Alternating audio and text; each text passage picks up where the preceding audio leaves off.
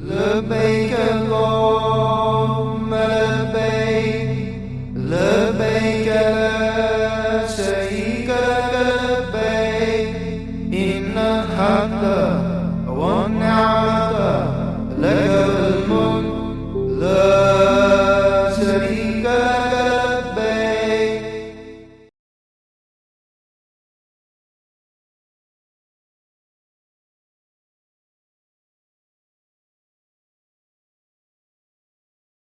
السلام علیکم ورحمۃ اللہ وبرکاتہ۔ اعوذ باللہ من شر الشیطان اللعین الرجیم، بسم اللہ الرحمن الرحیم، الحمد للہ رب العالمین، والصلاة والسلام علی رسولہ الکریم واہل بیتہ الطیبین الطاہرین واصحابہ المنتجبین، اما بعد۔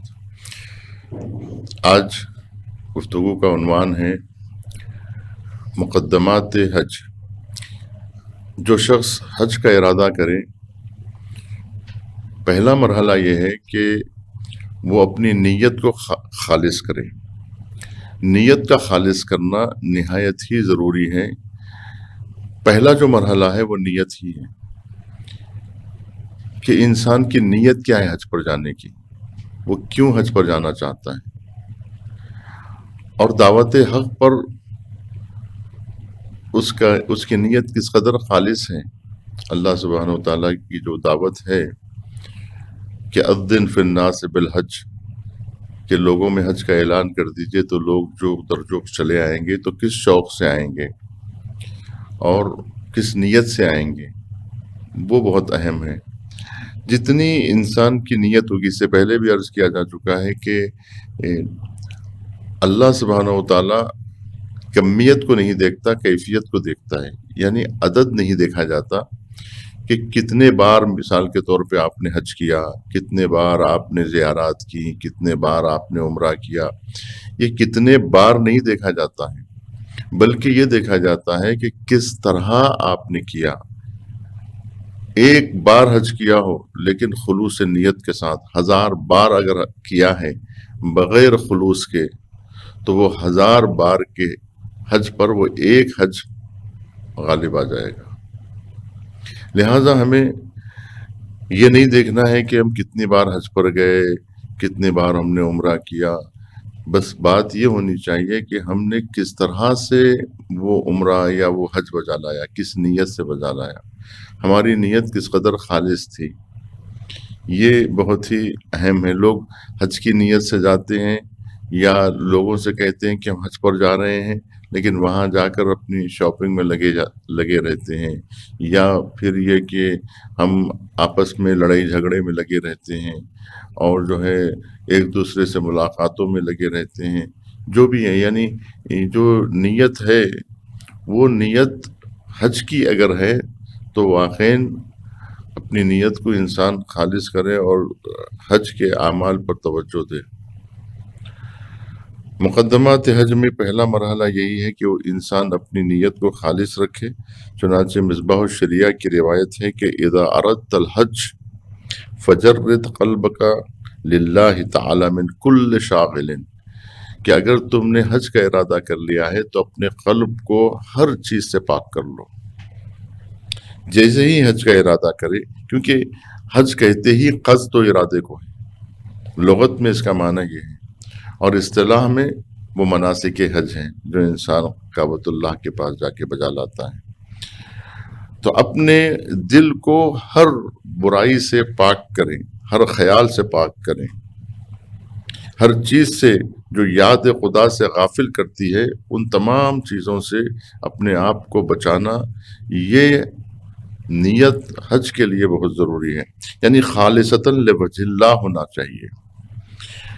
اس کے بعد دوسرا مرحلہ آتا ہے، یعنی پہلا مرحلہ ہے نیت کو خالص کرنا، نیت کو پاک کرنا، نیت کو خالص نیت بنانا، اور تمام مشاغل سے، یعنی ذہن میں جو خیالات آتے ہیں، پراکندہ خیالات کہ مجھے وہاں جانا ہے، مجھے یہ خریدنا ہے، یہ تمام جو تخیلات انسان کے ذہن میں آتے، ان خیالات سے اپنی نیت کو پاک کرنا، یہ ایک پہلا مرحلہ ہے۔ اس کے لیے انسان ابھی سے کوشش کرے، جب وہ ارادہ کیا ہے تو یہیں پر اپنی نیت کو خالص کرنے کی کوشش کرتا رہے۔ ابھی حج نہیں شروع ہوا، ابھی آپ مکہ نہیں پہنچے، لیکن آپ نے ارادہ یہاں کر لیا ہے، تب آپ حاجی ہو گئے گویا۔ آپ نے ارادہ کر لیا ہے سفر حج کا۔ ابھی تمام مراحل طے نہیں ہوئے ہیں، لیکن ابتدا آپ کی ہو گئی۔ یعنی ابتدا کہاں سے ہوتی ہے؟ جب آپ نیت کرتے ہیں تبھی سے جو ہے گویا حج کے لیے آپ نے نیت کر لیا، قصد کر لیا، اب آپ گویا حج کے لیے آمادہ ہو گئے۔ اب اس کے بعد مرحلہ آتا ہے، دوسرا مرحلہ توبہ ہے، کہ انسان تمام چیزوں سے، تمام برائیوں سے توبہ کرے، کیونکہ بارگاہ الہی میں جا رہا ہے۔ لہٰذا گناہوں کی آلودگی کے ساتھ انسان بارگاہ رب العزت میں نہیں جا سکتا ہے۔ جس طرح سے ہم کسی بادشاہ کی دعوت پر اگر جا رہے ہوں تو پہلے ہی سے ہم آمادہ ہوتے ہیں، اور وہ تمام چیزیں جو بادشاہ کو پسند نہیں ہیں وہ ہم ابھی سے اسے ترک کر دیتے ہیں۔ بارگاہ الہی میں وہ چیزیں لے کر نہیں جا سکتے ہیں کہ جو اللہ سبحانہ و تعالیٰ کو پسند نہیں ہیں۔ وہ اعمال جس کو اللہ سبحانہ و تعالیٰ پسند نہ کرتا ہو، اسے اپنے ساتھ لے کر ہم ان اعمال کو نہیں جا سکتے۔ ان پلید اعمال کو لے کر ہم بارگاہ الہی میں نہیں جا سکتے۔ تو لہٰذا ہمیں کیا کرنا چاہیے کہ ان تمام اعمال سے ہمیں توبہ کرنا ہے۔ توبہ کا پہلا مرحلہ یہ ہے، توبہ میں بھی مراحل ہیں۔ ابتدائی توبہ یہ ہے کہ انسان نادم ہو جائے اپنے گناہ پر اور یہ فیصلہ کر لے کہ اب کے بعد میں یہ عمل انجام نہیں دوں گا۔ اس میں صغیرہ اور کبیرہ نہیں دیکھا جاتا۔ خود جیسا کہ صغیرہ سمجھنا ہی کسی گناہ کو، یہ خود گناہ کبیرہ ہے۔ یعنی کوئی گناہ کو، جو اللہ سبحانہ و تعالیٰ کو جو چیز پسند نہیں ہے اور اللہ کو ناراض کرنا، چاہے چھوٹی چیز پہ ناراض کریں کہ بڑی چیز پہ ناراض کریں، لیکن اللہ سبحانہ و تعالیٰ کو ناراض کرنا یہ گناہ ہے۔ اور انسان جو ہے گناہ کو چھوٹا سمجھے تو یہ بھی ایک کبیرہ گناہ ہے، چھوٹا سمجھنا۔ لہذا گناہ گناہ ہے، چاہے چھوٹا ہو چاہے بڑا ہو، انسان اس سے پرہیز کرے، توبہ کرے۔ اب توبہ میں اسٹیجز ہیں توبہ کے۔ آخری مرحلہ کبھی یہ بھی آتا ہے کہ انسان اگر حرام گوشت سے اس کا جسم بنا ہے تو اس کو بھی گلائے روزے کے ذریعے سے یا کسی ریاضت کے ذریعے سے، تاکہ جو ہے وہ توبہ عملی طور پر توبہ کہلا سکے۔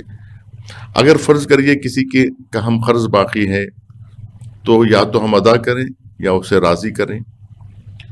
جس کے بھی حقوق ہماری گردن پر ہے، مثال کے طور پر ایک انسان جو ہے فرض کیجئے کہ ایک انسان اللہ سبحانہ و تعالیٰ کی بارگاہ میں جا رہا ہے، تو اس کو اس بات کا خیال رکھنا ہے کہ ہماری گردن پر اگر کسی کے حقوق ہوں گے تو وہ ہمیں بارگاہ میں قبول ہی نہیں کرے گا۔ پہلے اللہ یہ کہے گا کہ آپ کی گردن پہ جن کے حقوق ہے پہلے وہ ادا کیجئے، پھر یہ حق ادا کیجئے۔ اور اس دعوت پر اگر آپ لبیک کہہ رہے ہیں تو پہلے اپنے آپ کو تمام برائیوں سے توبہ کریں کہ ان اللہ یحب التوابین و یحب المتطہرین، کہ اللہ توبہ کرنے والوں کو پسند کرتا ہے اور پاکیزہ افراد کو پسند کرتا ہے۔ فرض کیجئے کہ اگر انسان کو پتہ چل جائے کہ مجھے میری موت آنی ہے، اور موت تو سبھی کو آنی ہے، لیکن اگر کسی کو یقین ہو جائے تو پھر وہ کیسے توبہ کرے گا، سب کو راضی کرے گا۔ اب مثال کے طور پر آپ حج پر جا رہے ہیں تو آپ کو چاہیے کہ سب کو راضی رکھیں اور سب سے کہیں کہ کسی کا میری گردن پر حق تو نہیں کہ میں اس کو ادا کروں، تاکہ اللہ سبحانہ و تعالیٰ کے پاس میں جا رہا ہوں اور وہ قبول کرے، مجھے اپنی بارگاہ میں بلائے۔ لہٰذا ہمیں چاہیے کہ اس دوسرے مرحلے میں توبہ کے اوپر توجہ دے۔ اب مجھے توبہ کی تفصیل میں نہیں جانا ہے کہ توبہ ایک بازگشت کا نام ہے، یعنی اگر انسان غلطی سے کسی سیدھے ہاتھ کی طرف مڑ جائے یا بائیں ہاتھ کی طرف مڑ جائے، اسے جانا تھا سیدھے لیکن وہ مڑ گیا ہے، غلط راستے پہ چلا گیا، اب اسے واپس لوٹ کر آنا ہے۔ اگر وہ واپس لوٹ کر نہیں آیا تو سمجھیے اس نے توبہ نہیں کی ہے۔ توبہ کیا یعنی اس کا مطلب یہ ہے کہ پلٹ گیا، وہ اپنے اس عمل سے پلٹ گیا، واپس آ گیا۔ اب تیسرا مرحلہ یہ ہے کہ انسان قطع رابطہ کرے، وہ تمام مشاغل سے جو دنیاوی مشاغل ہیں ان سے قطع تعلق کرے، یعنی فکری طور پر، ذہنی طور پر وہ اپنے آپ کو اس میں یہ سمجھے کہ میں تمام دنیاوی آسائش سے اپنے آپ کو، تمام زینتوں سے اپنے آپ کو جو ہے وہ پاک کرنے کی کوشش کریں اور غیر خدا سے توجہ ہٹائیں۔ کیونکہ اگر ہماری توجہ غیر خدا کی طرف ہوگی، ہماری بدن کی طرف ہوگی، ہماری آسائشوں کی طرف ہوگی، راحت طلبی کی طرف ہوگی، اور جو ہے ہم دنیاوی لذتوں پر ہماری توجہ رہے گی، تو جو لذت معنوی ہیں اس سے ہماری توجہ ہٹ جائے گی۔ اگر معنوی لذتیں ہمیں حاصل کرنا ہے تو ہمیں لذات معنوی مادی سے کنارہ کشی اختیار کرنا ہوگا، اور ہمارے ذہن سے وہ تمام آسائشوں کو اپنے ذہن سے نکالنا ہوگا جو جسمانی آسائشیں ہیں، جو جسمانی آرام کی چیزیں ہیں، اس سے ہم اپنے ذہن کو ہٹا دیں۔ اور اس کے بعد یہ ہے کہ انسان اپنے خلق کو حسن خلق میں بدلے، اپنے آپ کو مزین کرے کہ کوئی جملہ بھی ایسا نہ نکلے مثال کے طور پہ جو بادشاہ الہی میں سزا کا موجب ہو، اللہ سبحانہ و تعالیٰ کی بارگاہ میں جو ہے وہ ناراضگی کا سبب ہو، وہ ہم اپنی زبان سے نہ ادا ہو۔ اس کے لیے ہمیں ریاضت تھوڑی سی کرنی پڑے گی کہ اپنی زبان کو قابو میں رکھیں، اپنے آنکھوں کو، اپنے کان کو، اپنی زبان، یہ تمام اعضاء و جوارح کو ہم جو ہے وہ اس کے اوپر نظر رکھیں تاکہ ہماری آنکھ آلودہ آنکھ کے ساتھ کعبۃ اللہ کو نہ دیکھیں۔ ہم جو ہے آلودہ سماعتوں کے ساتھ ہم بارگاہ الہی میں نغمہائے الہی کو سننے کے لیے اپنے کانوں کو سزاوار بنائیں تاکہ ہم الہی نغموں کو سن سکے، لبیک کی حقیقت کو جان سکے، وہ حقیقی آواز ہمارے کانوں تک گونجے۔ تو اس کے لیے ہم اپنے کان کو پاک کریں گے، تبھی ہمارے کان میں وہ آوازیں آئیں گی جو الہی نغموں کی آواز ہے۔ اسی طرح سے ہم اپنے آنکھ کو پاک کریں گے تاکہ ہم اللہ سبحانہ و تعالیٰ کے گھر کا دیدار اپنے پاک آنکھوں سے کریں، آلودہ آنکھوں سے نہ کریں۔ اسی طرح سے زبان ہے، جس زبان سے ہم لبیک کہہ رہے ہیں اس زبان کو ہمیں پاک کرنا ہوگا۔ اب پاک کرنے کا طریقہ یہ ہے کہ انسان گناہوں سے اپنے آپ کو بچائے، یعنی جھوٹ نہ بولے، غیبت نہ کرے، اپنی زبان پر کسی پر تہمت نہ لگائے، بد زبانی نہ کرے، یعنی زبان پہ کنٹرول کریں۔ اسی طرح سماعت پہ کنٹرول کریں، گویا اپنے آپ کو بچائے، ان تمام چیزوں سے محفوظ رکھے، یعنی زبان کو محفوظ رکھے گناہوں سے، آنکھوں کو محفوظ رکھے گناہوں سے، کان کو محفوظ رکھے۔ اسی طرح خیالات کو بھی پاک کرنے کی کوشش کریں، اپنی توجہ اللہ سبحانہ و تعالیٰ کی طرف کریں۔ یہ جب مرحلے گزر جاتے ہیں، کیونکہ ہمیں حج کو معنوی حج بنانا ہے، جسمانی حج نہیں کہ صرف پیر تھک رہے ہیں اور جو ہے تھکن میں اضافہ ہو رہا ہے اور صرف چلے جا رہے ہیں، لیکن اس بات کی کوئی پتہ نہیں کہاں جا رہے ہیں، کیوں جا رہے ہیں، کس لیے جا رہے ہیں، کیوں یہ زحمتیں اٹھا رہے ہیں۔ کیونکہ حج کے سلسلے میں ہم پہلے بیان کر چکے ہیں کہ حج کے سلسلے میں کتنے ایسے سوالات لوگوں کے ذہن میں آتے ہیں۔ اگر پہلے سے انسان آمادہ نہ ہو تو پھر وہ سوال کرے گا بھئی ایسا کیوں کریں، یعنی اس کے ذہن میں کوئی منطقی جواب اس کے ذہن میں نہیں آئے گا کہ آخر یہ کام ہم کیوں کر رہے ہیں، خانہ کعبہ کے اطراف چکر کیوں کاٹ رہے ہیں، صرف چوم کر اور جو ہے پردے کو چوم کر اور جو ہے ہم کیوں نہیں واپس چلے جاتے، صرف زیارت کر کے کیوں نہیں واپس ہو جاتے، یہ طواف کرنا کیا ضروری ہے مثال کے طور پر۔ اس کے بعد پھر جب بات آتی ہے صحیح کرنے کی تو پھر ایک سوال پیدا ہوتا ہے کہ ٹھیک ہے کہ جناب حاضرہ نے جو ہے صحیح کی تھی، ہم کیوں صحیح بجا لائیں، اس میں ہمارا کیا فائدہ ہے، اور یہ کیوں رکھا ہے اللہ سبحانہ و تعالیٰ نے۔ یہ سارے سوالات پیدا ہوتے ہیں کہ صحیح کیوں کریں صفا مروہ کے درمیان۔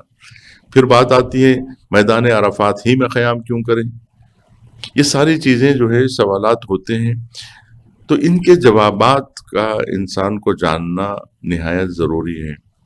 سنتے ہیں کہ کسی زمانے میں ایک شخص آیا، کیونکہ وہ حکمت سے واقف نہیں تھا اور پہلے سے آمادہ نہیں تھا، وہ اٹیچی لے کر آتا ہے، خانہ کعبہ کو دیکھتا ہے اور نعوذ باللہ کہتا ہے کہ یہی ہے خانہ کعبہ جس کے بارے میں ہم سنتے تھے کہ ایسا جو ہے ویسا ہوگا اور ایسا ہوگا، یہ تو مجھے کچھ نظر نہیں آ رہا ہے، کیونکہ اس کی نگاہوں میں جو ہے وہ نورانیت نہیں تھی، لہٰذا وہ کعبۃ اللہ کی نورانیت کو محسوس نہیں کر پا رہا تھا اپنی نیت کی برائی کی وجہ سے۔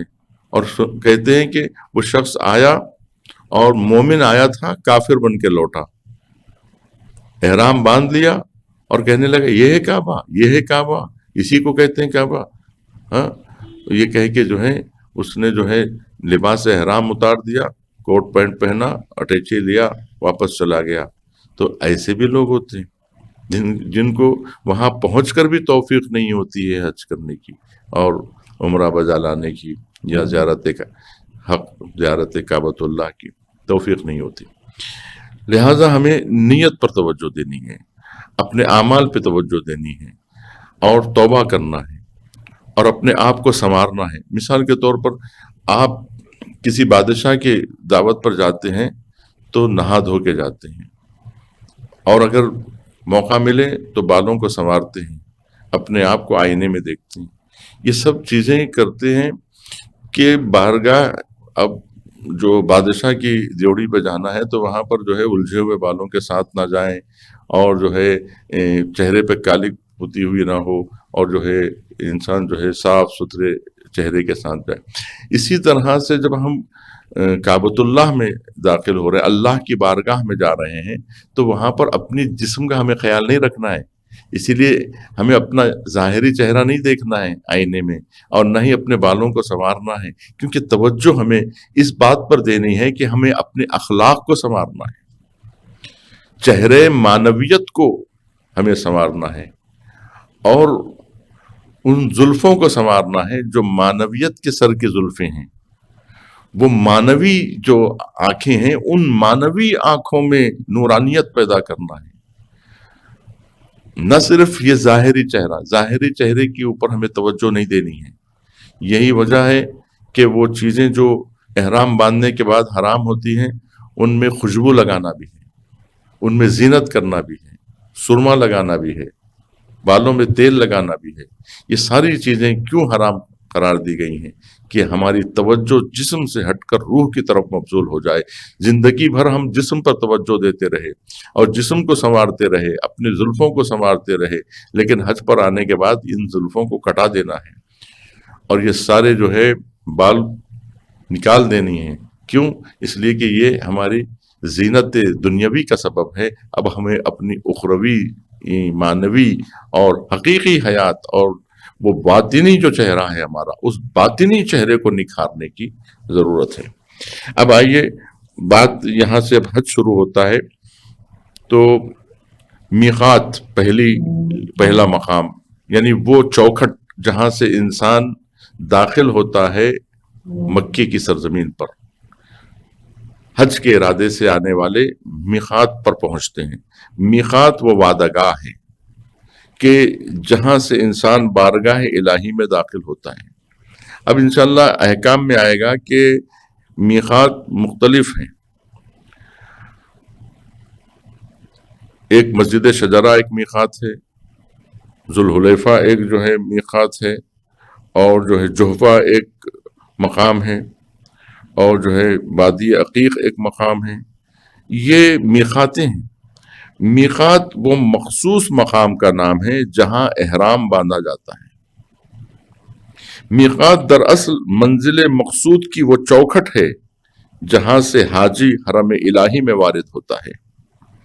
اسی لیے مستحب ہے کہ بدن کو پاک و صاف رکھے اور مردوں کی طرح، وہ ان لوگوں کی طرح کہ جو اس دنیا سے گزر چکے ہیں اور لباس آخرت کو پہن کر بارگاہ الہی میں جیسے داخل ہوتے ہیں، ویسے ہی جو ہے مردوں کی طرح سفید لباس مانند کفن پہن لیں اور لباس طغیان و عصیان کو اتار لے. سوال یہ پیدا ہوتا ہے کہ ہم اچھے خاصے کپڑے، پینٹ شرٹ کوٹ پینٹ اور جو ہے جبہ دستار، ان تمام چیزوں کو اتار کر کفن مانند لباس پہن لے، زندہ ہو کر مردوں کی طرح لباس پہنے. کیوں پہنے؟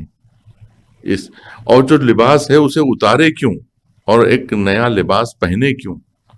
تو یہ ایک علامت ہے کہ انسان جو ہے وہ دنیاوی لباس کو اتار دے اور اخروی لباس کو زیب تن کر لے.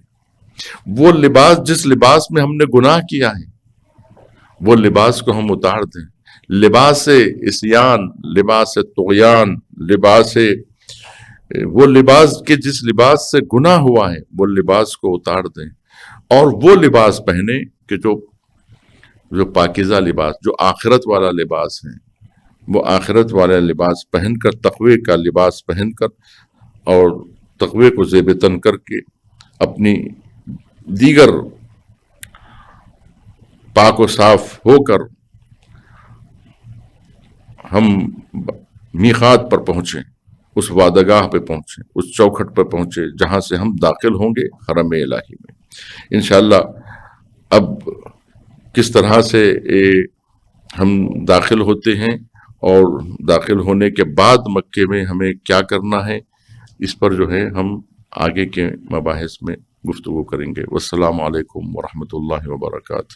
وآخر دعوانا الحمد للہ رب العالمین.